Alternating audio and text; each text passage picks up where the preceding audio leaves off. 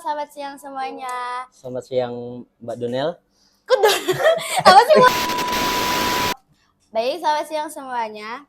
Kita memulai diskusi kali ini dengan melihat sebuah realitas yang tak terelakkan. Kita adalah generasi yang hidup di dua dunia. Berdasarkan data yang ada, remaja usia 10 hingga 19 tahun kini menjadi kelompok pengguna internet yang paling aktif. Bahkan penelitian di sekolah menunjukkan bahwa mayoritas siswa menghabiskan waktu 2 hingga 6 jam setiap harinya menggunakan YouTube, TikTok, hingga game online. Internet telah mentransformasi dunia nyata menjadi ruang siber di mana jarak dan waktu tidak lagi menjadi pembatas. Namun, apakah kedekatan kita dengan teknologi ini sudah dibarengi dengan kecakapan yang memadai ataukah kita hanya menjadi pengikut tren yang rentan terhadap resiko digital? Terima kasih Mbak Naila. Benar sekali, remaja saat ini adalah peminat dunia digital yang mampu mengeksplorasi berbagai perangkat dengan sangat cepat. Namun kita harus menyadari bahwa masa remaja adalah masa transisi yang kritis, masa pencarian jati diri yang ditandai dengan perubahan hormonal, fisik, dan emosional yang belum stabil. Di satu sisi, teknologi menawarkan kebebasan berekspresi, namun di sisi lain, ketidaksiapan mental dalam menghadapi arus informasi yang masif seringkali memicu fenomena digital fatigue atau kelelahan kognitif. Oleh karena itu, memahami dampak teknologi secara komprehensif bukan lagi sebuah pilihan melainkan kebutuhan. Seperti itu. Nah, mari kita bedah sisi positifnya terlebih dahulu. Jika dikelola dengan literasi yang baik, teknologi digital adalah alat yang luar biasa untuk pengembangan diri. Yang pertama yakni akses sumber belajar tanpa batas. Kita bisa mengakses e-book, artikel ilmiah, hingga video tutorial secara instan untuk mendukung pembelajaran mandiri.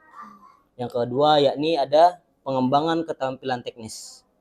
Literasi digital melatih kita menguasai keahlian teknis seperti pencarian informasi atau searching, pengeditan konten, editing, hingga kolaborasi melalui platform digital seperti Google Classroom atau Zoom. Kemudian yang ketiga ada kreativitas di era AI. Nah, kehadiran kecerdasan buatan atau AI membuat peluang baru bagi kita untuk lebih produktif dalam berkarya dan mencari inspirasi yang diperkirakan akan menggantikan separuh aktivitas manusia pada tahun 2030 nanti. Kemudian yang keempat ada membangun jaringan. Nah, media sosial ini memungkinkan kita bersosialisasi dan membangun jaringan pertemanan lintas daerah bahkan lintas negara tanpa batasan waktu. Namun, seperti dua sisi mata uang, kemudahan ini membawa tantangan nyata. Bagaimana teknologi bisa berbalik menjadi ancaman bagi kesejahteraan kita?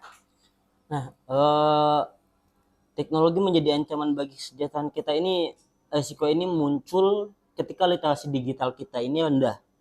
Beberapa dampak negatif yang signifikan antara lain yakni yang pertama ada erosi kemampuan berpikir kritis. Jadi banyak siswa cenderung mencari jawaban instan di internet tanpa proses analisis dan evaluasi mandiri yang mengakibatkan kemalasan untuk memahami materi secara mendalam. Kemudian yang kedua adalah masalah kesehatan fisik dan mental. Penggunaan gadget berlebihan ini menyebabkan gangguan mata, postur tubuh yang buruk, hingga stres akibat information overload atau kelebihan informasi. Yang ketiga, ini ada cyberbullying. Nah, jadi Instagram ini tercatat sebagai media utama terjadinya perundungan siber. Menariknya, penelitian ini menunjukkan bahwa literasi digital ini berpengaruh sebesar 23,7% dalam menekan perilaku cyberbullying. Artinya, semakin cerdas kita secara digital, semakin kecil kemungkinan kita menjadi pelaku atau korban perundungan. Kemudian yang keempat, ada ancaman privasi dan hoax. Algoritma ini sering menjebak kita dalam filter bubble yang mempercepat penyebaran berita bohong atau konten manipulatif seperti deepfake. Nah, lalu apa sebenarnya sih inti dari literasi digital itu? Menurut Paul Gilster, ada 4 kompetensi inti yang harus kita miliki. Yang pertama adalah internet searching, yakni kecakapan menggunakan internet untuk aktivitas produktif. Yang kedua ada hypertextual navigation, kemampuan memahami navigasi informasi yang dinamis di dunia web. Yang ketiga ada content evaluation, kemampuan berpikir kritis untuk memverifikasi validitas dan kredibilitas informasi. Yang keempat ada knowledge assembly, yakni kemampuan mengumpulkan dan menyusun pengetahuan dari berbagai sumber digital. Selain itu, di era AI ini kita harus mengedepankan etika. Dalam perspektif agama, kita mengenal konsep tabayun, yaitu meneliti kebenaran setiap informasi agar tidak merugikan orang lain. Nah, akibat kecobaan kita, etika ini sangat penting untuk menjaga data privasi kita dari eksploitasi teknologi yang serba instan. Nah, sebagai penutup paparan saya, ada beberapa langkah praktis yang bisa kita lakukan bersama. Yakni yang pertama ada self control. Gunakan alarm atau stopwatch untuk membatasi waktu layar agar kita tidak ketergantungan. Kemudian yang kedua ada keseimbangan sosial. Luangkan waktu lebih banyak untuk berinteraksi terhadap keluarga, teman di dunia nyata agar tidak merasa terisolasi gitu. Kemudian yang ketiga ada pendidikan literasi, yakni sekolah dan pemerintah perlu terus mendorong program literasi digital yang tidak hanya fokus pada teknis, tapi juga pada keamanan, data, dan etika.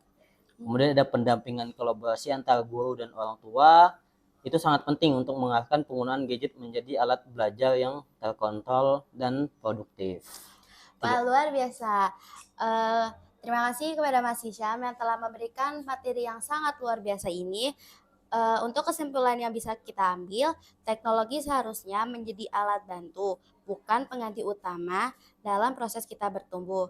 Literasi digital adalah perisai yang melindungi kita agar tidak mudah dimanipulasi oleh realitas media. Sekarang saya ingin melempar satu pertanyaan reflektif untuk diskusi kita. Menurut teman-teman semua, apakah kita sudah cukup berani untuk mematikan internet sejenak demi kesehatan mental kita sendiri? Mari kita diskusikan. Oke, nanti teman-teman bisa di kolom komentar ya. Di bawah ini.